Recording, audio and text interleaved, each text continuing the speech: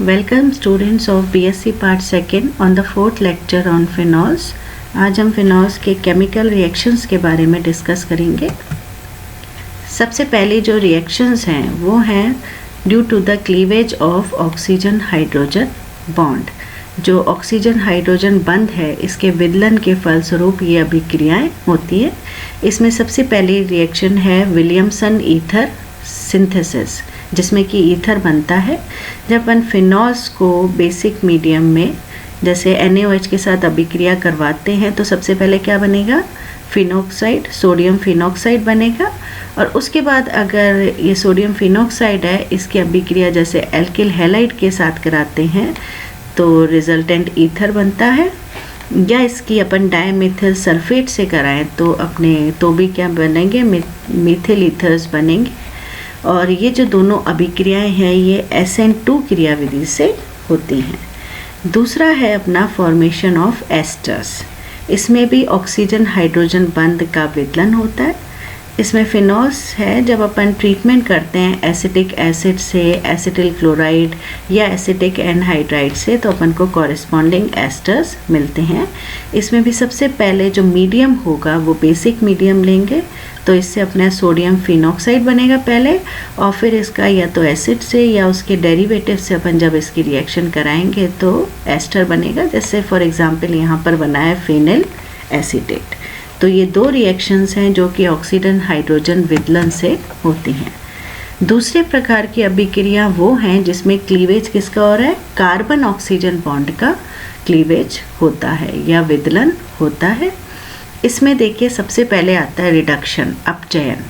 जब फिनॉल्स को अपन zinc dust के उपस्थिति में इसको जब हीट करते हैं तो देखिए अभिक्रिया हुई और कार्बन ऑक्सीजन बंध टूट गया और अपने को इसके फलस्वरूप बेंजीन मिला प्लस जिंक ऑक्साइड। नेक्स्ट है रिएक्शन विद अमोनिया।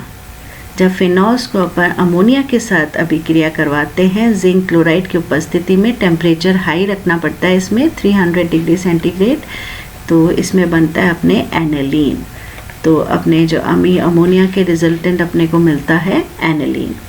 इसी तरीके से देखिए रिएक्शन नेक्स्ट है रिएक्शन विद फॉस्फोरस पेंटाक्लोराइड।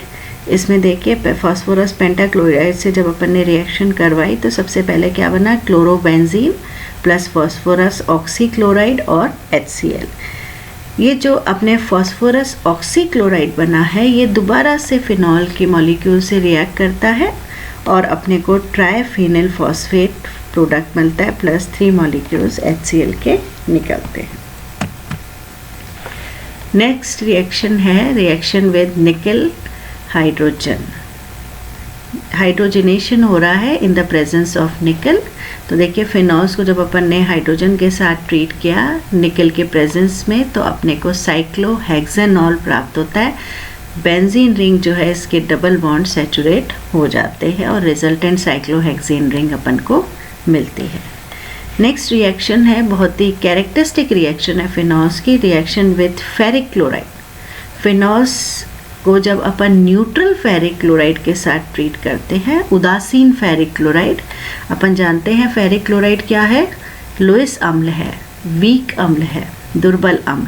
तो इसका न्यूट्रलाइजेशन करने के लिए अपन क्या करेंगे, इसमें वीक बेस मिलाएंगे। फॉर एग्जांपल जैसे हमने अमोनियम हाइड्रोक्साइड मिलाया तो उससे ये न्यूट्रलाइज हो जाएगा और ये न्यूट्रल फेरिक क्लोराइड। तो फिनॉल्स को जब अपन न्यूट्रल फेरिक क्लोराइड के साथ अभिक्रिया करवाते हैं तो उसमें कैरेक्टरिस्टिक कलर आते हैं ज़्यादातर, जैसे वायलेट है, रेड, ब्लू, ग्रीन या पर्पल।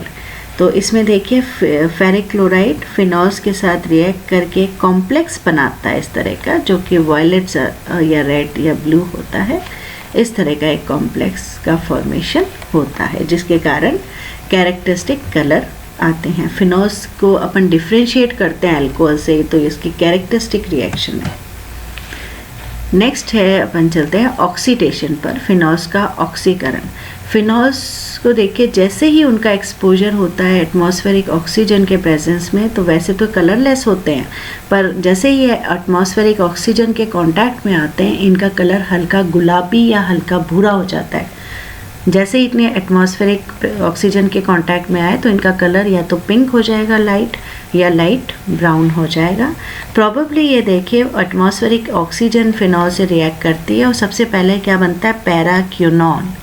और पैराक्यूनॉन फिर 2 मॉलिक्यूल्स जैसे फिनॉल्स के साथ अभिक्रिया करते हैं, इस तरह का एक कॉम्प्लेक्स बनता है जिसे अपन कहते हैं फिनोक्यूनॉन। दोनों मॉलिक्यूल्स फिनॉल के आपके पैराक्यूनॉन के ऑक्सीजन के साथ बॉन्डिंग बना लेते हैं, हाइड्रोजन बॉन्डिंग, और ये फिनोक्यूनॉन का निर्माण होता है जिसके कारण इसका कलर कैसा हो जाता है, या तो पिंक या लाइट ब्राउन।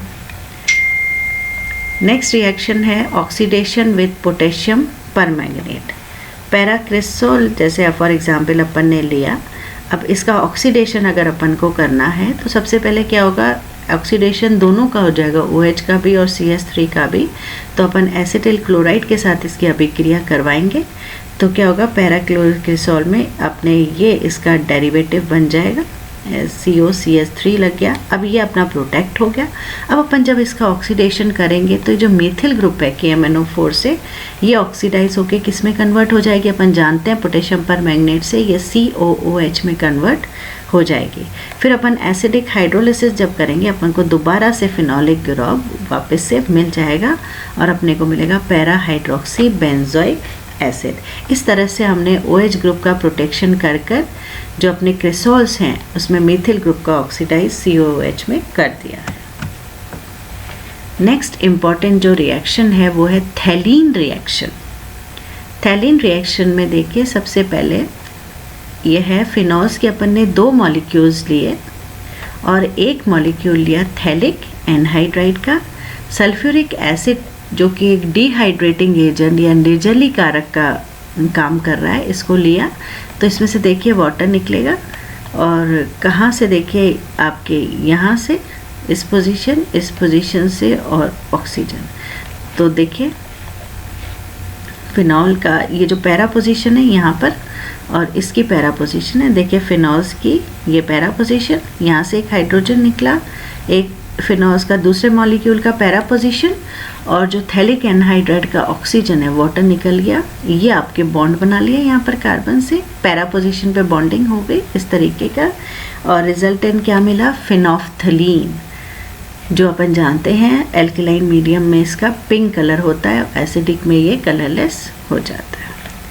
इसी तरह की रिएक्शन है रिसोर्सिनॉल के साथ, थैलिक एनहाइड्राइड लिया और अपन ने अब रिसोर्सिनॉल ले लिया। देखो रिसोर्सिनॉल क्या होता है, जिनमें डाईहाइड्रोक्सी डेरिवेटिव है और ये है 1,3 डाईहाइड्रोक्सी बेंजीन, इसको कहते हैं अपन रिसोर्सिनॉल।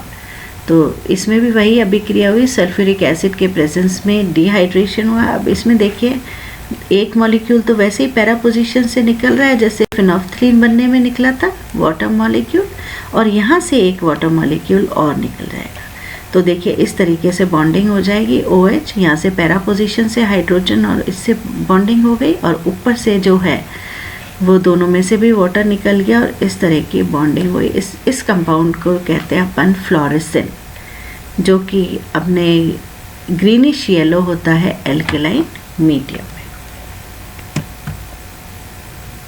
नेक्स्ट रिएक्शंस हैं कपलिंग रिएक्शन। फिनॉल्स क्या करते हैं, कपलिंग रिएक्शन शो करते हैं डाइजोनियम सॉल्ट्स के साथ।